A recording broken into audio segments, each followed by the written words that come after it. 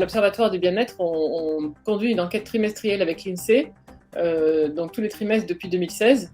Et ça permet justement de voir les fluctuations du bien-être des Français en fonction des événements politiques, économiques dont vous parlez. Donc on voit effectivement très fortement d'abord l'impact des événements politiques, et notamment des élections. Donc on a, concernant les fluctuations en général, dans cette enquête française, mais en général, la satisfaction dans la vie des gens suit de très près le cycle économique. Quand l'économie va bien et même quand la bourse va bien, il y a des articles qui montrent ça, les gens se montrent plus satisfaits de leur vie et plus optimistes. C'est pas tellement parce qu'ils s'intéressent à la bourse, c'est parce que la bourse mesure les anticipations du marché et que ça indique donc à quoi on peut s'attendre et est-ce qu'on risque de perdre son emploi ou au contraire de voir les affaires s'améliorer. Donc en général, le bonheur, la satisfaction dans la vie des populations suit le cycle économique. Voilà.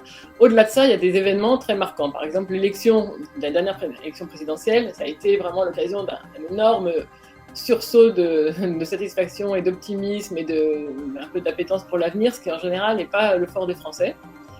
Après, évidemment, c'est retombé à un niveau très très bas au moment des Gilets jaunes, où là, on a connu vraiment un creux très fort en termes de satisfaction, perspective pour la génération future, enfin toutes les dimensions de la satisfaction, enfin du ressenti. Et puis on voit des fluctuations encore plus fortes par la suite avec le Covid, le confinement. Le premier confinement, c'est pas passé grand-chose parce que c'était assez partagé. En fait, il y a la moitié des gens qui ont trouvé que c'était une période exceptionnelle, et donc l'exceptionnel a toujours du charme. Et finalement, passé les premiers moments, ceux qui n'étaient pas trop mal logés n'étaient pas si mécontents. Et puis il y a l'autre moitié qui évidemment était enfermée dans des petits appartements avec des enfants en bas âge ou qui étaient sur le front. Donc en moyenne, il n'y avait pas grand-chose. Premier déconfinement, vraiment euphorie de retrouver les relations sociales. Deuxième reconfinement, catastrophique, chute vers le bas de la satisfaction dans la vie, et ainsi de suite. Et là, on en est à un point où, en fait, on est revenu à la normale, on est même plus haut que la période normale. Donc, en réalité, ce qu'on voit très bien dans ces fluctuations, avec le Covid notamment, avec le premier déconfinement, ce qu'on voyait pour la première fois, c'est que ces fluctuations parallèles dont je vous ai parlé, de la satisfaction dans la vie et de l'économie, et ben là, ça s'est dissocié. Et c'était vraiment dû à l'importance du lien social dans la fabrique de la satisfaction dans la vie. Bien-être au travail, il y a une énorme littérature en sociologie, en économie, même en psychologie. En gros, moi, ma matrice, la synthèse que je trouve qu'on peut faire des travaux existants, je pense qu'il y a 4 grandes catégories de facteurs qui sont l'autonomie, c'est-à-dire la liberté de s'organiser comme on peut, et puis liberté d'utilisation des moyens et de son temps. Bon, l'autonomie. Ensuite, les relations avec les autres dans l'entreprise, donc le climat dans l'entreprise, les relations hiérarchiques avec les managers, etc. J'appelle pas ça les relations sociales parce que je sais que relations sociales, ça désigne plutôt les relations. Autour du dialogue social, autour des affaires de dialogue social. Oui. Voilà. Ensuite, les perspectives de progression. Ça, c'est vraiment très important, c'est-à-dire progression de salaire, progression de carrière, enfin voilà, qu'est-ce que je peux espérer. Et ça, c'est très important parce que, de manière générale, c'est ce qu'on voit dans cette littérature, en fait, ce qui compte dans la vie, pour la satisfaction des gens, c'est pas uniquement leur situation immédiate, statique, mais c'est les perspectives, les anticipations que les gens peuvent nourrir concernant l'avenir. Donc on est tout le temps en train de se projeter. En réalité, on sait bien, et ça a été montré dans plein d'expériences de psychologie, que quand on sait qu'on a quelque chose, un événement à venir, le soir ou la semaine prochaine, eh bien on est déjà en train de ressentir, même émotionnellement, les conséquences de cette expérience, même si elle n'est pas encore en cours.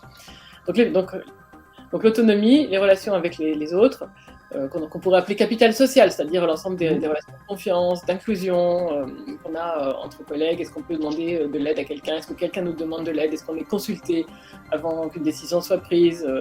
Voilà. Donc les perspectives de progression, c'est-à-dire est-ce que je vais avoir une carrière intéressante dans cette entreprise, ou est-ce que cette entreprise me permet d'avoir déboucher sur un travail, un autre emploi, après même à l'extérieur, intéressant. Et puis la question du sens, qu'on appelle maintenant, je sais pas, purpose. On parle beaucoup, donc le sens, est-ce que mon travail, donc la question du sens, c'est est-ce que moi, ce que je fais, ça a du sens pour moi, c'est-à-dire j'apprends des choses, je trouve que ce que je fais, je me vois, j'ai une image de moi qui est positive dans ce que je fais. Est-ce que ce que je fais a du sens pour l'entreprise, c'est-à-dire ce qu'on me demande de faire, c'est effectivement, ça rencontre effectivement l'objectif de l'entreprise et j'ai l'impression de faire un travail bien fait. Et puis le sens de ce que je fais vis-à-vis du reste du monde. Est-ce que ce qu'on fait dans mon entreprise a un impact positif sur le monde, sur les autres, sur la société ou pas? Donc c'est un espèce de 3 niveaux de sens. Et la congruence entre ces 3 niveaux de sens est importante. Dire, si on a l'impression de faire bien son travail et de bien remplir les objectifs de l'entreprise, mais que par ailleurs ce travail il a un impact négatif ou néfaste sur le monde, ça crée un conflit de valeurs qui est néfaste pour le bien-être au travail. Donc on voit que la coïncidence entre ces 3 niveaux de sens est très importante. Pour revenir à ce qui fait la satisfaction dans la vie ou au bonheur, bon, on le mesure de 3 manières. Pour savoir si quelqu'un est heureux, voilà. Il y a la question de la satisfaction dans la vie. Êtes-vous satisfait de votre vie, oui ou non? On en a déjà parlé. Après, il y a des questions sur le bien-être plus émotionnel, c'est-à-dire est-ce qu'au cours de la journée d'hier ou de la semaine dernière, vous êtes senti souvent heureux, détendu, gai, ou alors triste, anxieux, en colère, etc. Ça, c'est le côté plus émotionnel, plus court terme. Et puis, il y a la question du sens. Est-ce que vous trouvez que ce que vous faites dans votre vie a du sens, de la valeur? Ça, c'est vraiment les big, on appelle ça les big four, parce que c'est satisfaction dans la vie, émotion positive, émotion négative, et puis sens. Donc, dans le domaine du travail, c'est pareil. Enfin, la question du sens, je me la pose notamment pendant les 8 heures que je passe au travail, qui sont une grande partie de la vie éveillée. Est-ce que ce que je suis en train de faire, ça a du sens, encore une fois, non seulement pour moi, parce que je suis en train d'utiliser mes capacités à bon escient, mais aussi mon travail, finalement, est-ce que j'en suis fière? Est-ce que je suis, par exemple, contente quand on me demande ce que je fais comme travail, est-ce que je suis content ou contente de le dire? Est-ce que je suis contente de dire dans quelle entreprise je travaille? Est-ce que c'est agréable ou au contraire, je ne suis pas très contente parce que je trouve que cette entreprise, sa raison d'être ou son action sur le monde est pas très valorisant ou pas très respectable.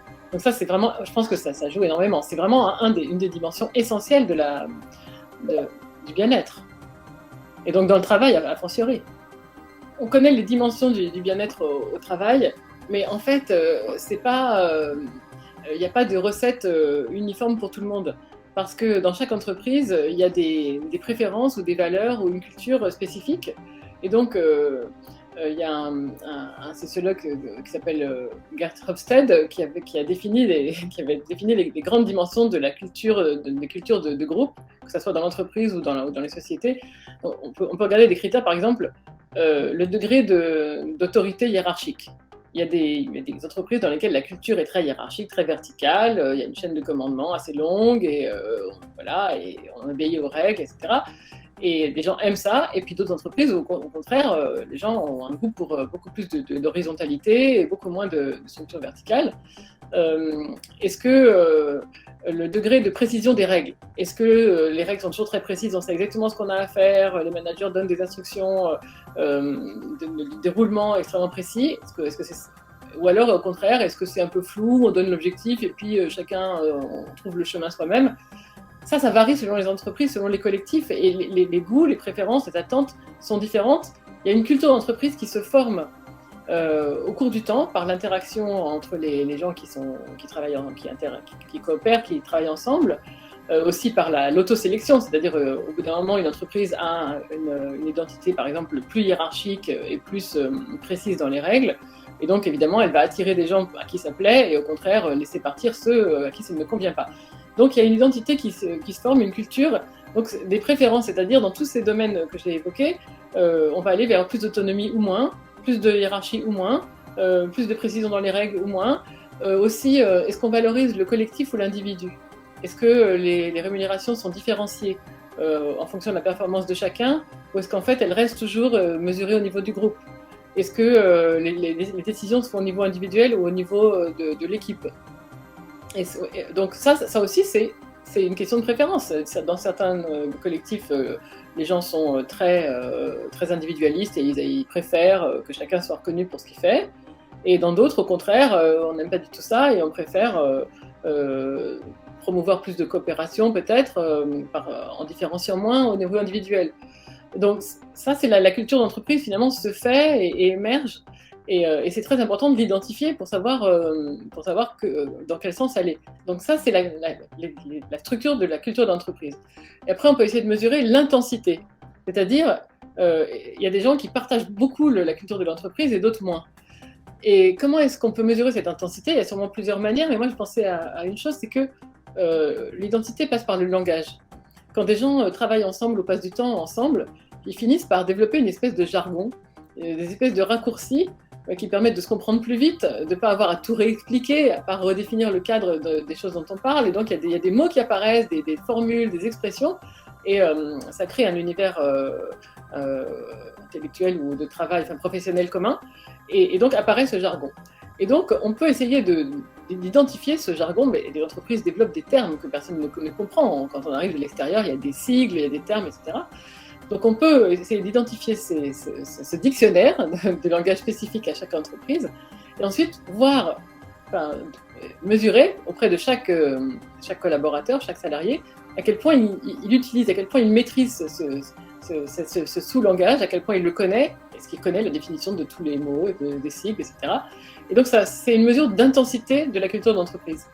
Donc on peut mesurer chez les individus qui partagent le plus la culture d'entreprise, quelles sont leurs valeurs et quelles sont leurs préférences.